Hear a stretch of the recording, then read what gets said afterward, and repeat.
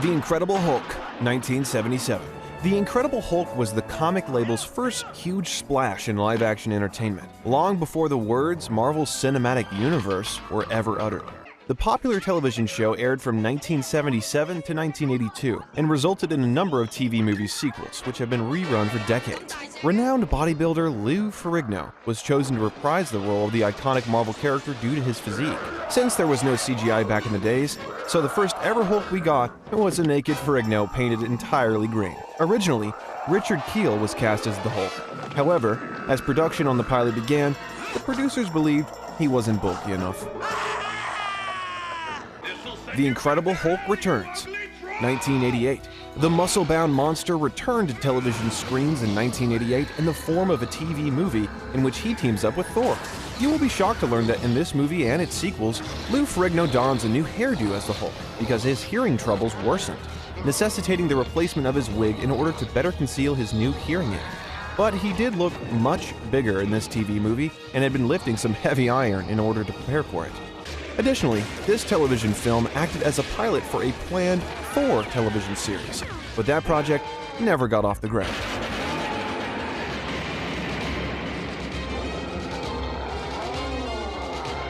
Who the hell are you? Why are you doing this?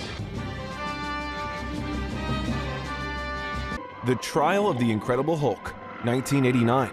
The success of the previous film saw him return to the TV screens next year in yet another made-for-television movie, this time joining hands with Daredevil in order to defeat the infamous Wilson Fisk. This movie was the first instance of Stan Lee, the father of Marvel Comics, making a cameo in the movie. He then went on to do 36 more cameos in future Marvel projects.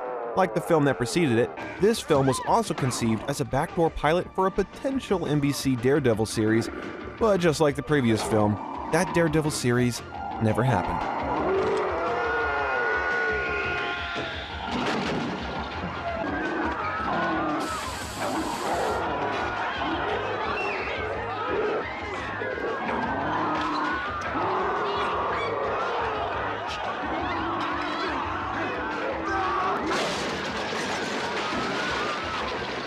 The Death of the Incredible Hulk, 1990. This movie marked the end of the Incredible Hulk revival TV movie trilogy that ran for more than a decade. Iron Man was originally scheduled for use in the film, but the idea was eventually scratched. While Bill Bixby's terminal illness was stated as a reason for the postponement and eventual cancellation of a sequel film, this was not the case. The decision was made before Bixby's health became an issue, and it was based on the film series' declining ratings. Following the ratings failure of this movie, NBC chose not to continue the series, and that marked the end of Hulk in the 20th century. Hulk, 2003. After a hiatus of more than a decade, the Raging Green Monster saw its first major reboot when it hit the big screens again in 2003. Even though Edward Norton played the Hulk in 2008, he was approached to play the role in the 2003 version as well, but turned it down. So, the producers went with Eric Bana. This may have come as a shock to many fans. Unfortunately for Bana, the movie was a critical and commercial disaster, and with a 69.7% loss in second weekend box office, it holds the record for the biggest second weekend box office drop for a film that debuted at number 1.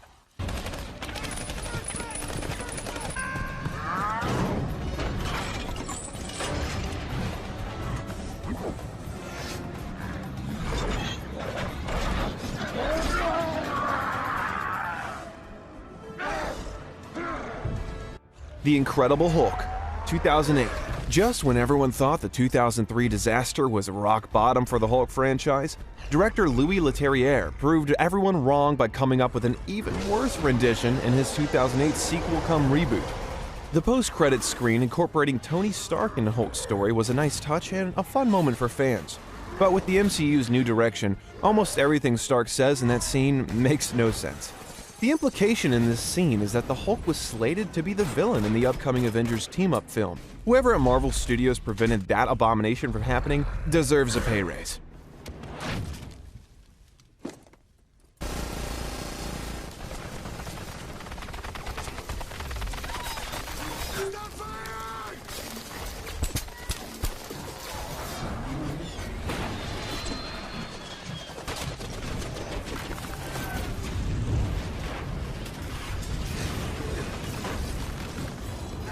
The Avengers, 2012. 2012 saw the Marvel Cinematic Universe finally getting it right when they assembled all their superheroes into a single movie, The Avengers. This was also when we got to see Mark Ruffalo's amazing performance as the Hulk that we now know and love, giving us iconic scenes like the one where Loki got a beating from him.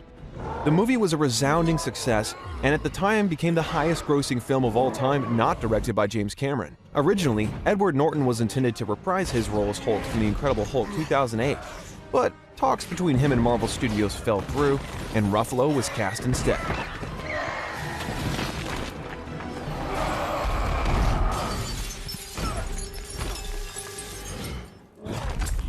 Enough! You are all of you beneath me. I am a god, you dull creature, and I will not be bullied by that.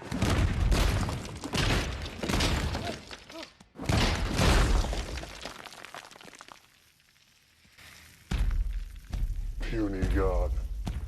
Avengers: Age of Ultron, 2015. The Marvel Cinematic Universe built on its momentum from the first Avengers movie and brought its band of superheroes together again 3 years later in the Age of Ultron. Even though the movie did well in the box office, earning north of $1.4 billion, it is still considered to be the weakest of all Avengers movies.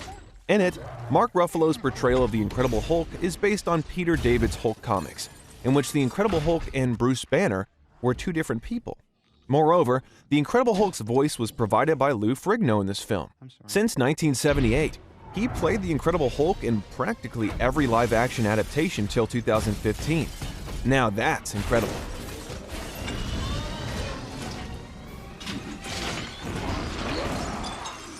Thor: Ragnarok, 2017. Almost 30 years after the first ever Hulk movie introduced Hulk and Thor working together, we finally got to see the iconic pair return to fight off evil, albeit in a completely different era, played by completely different actors. In Taika Waititi's wildly entertaining ride, Mark Ruffalo replaced Lou Ferrigno to voice the Incredible Hulk for the first time in the Marvel Cinematic Universe. While this film adapts the Planet Hulk plot, director Waititi claims that Hulk was not originally planned to appear in the film, but are we glad they decided to bring the Hulk on board for this.